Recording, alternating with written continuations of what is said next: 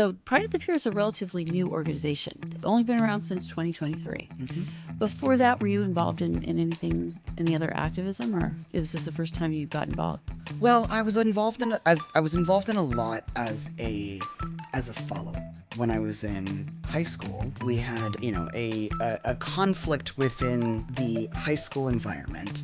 And I, had a whole bunch of petitions and got folks to come to a school board meeting at my local school board, and got folks to go up to the podium and speak as a high school student. And I think, ironically, that experience, while it's much less flashy and it was not something that would ever make the news today. You're not going to hear about small school board disagreements on CNN, but that experience was more formative to the work that we do with Pride at the Pier than some of the other, large marches and rallies and whatnot that I had attended.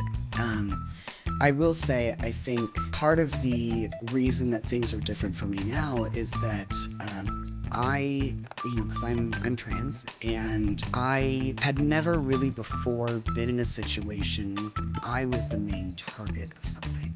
Situation, even the Women's March, right? Like, of course, as a transgender man, right, I have a uterus, and I had not transitioned at that time, so of course these things matter to me, but it wasn't direct in the same way. And I think when we started the work with Pride at the Pier, that was the first time that I had been involved in civic action, going to these city council meetings, where I saw people looking at me with a level of hatred that I had never truly seen before. Having people call you slurs, having people make, deeply inappropriate comments about your body, having people call you a pedophile. These are all, incredibly upsetting things.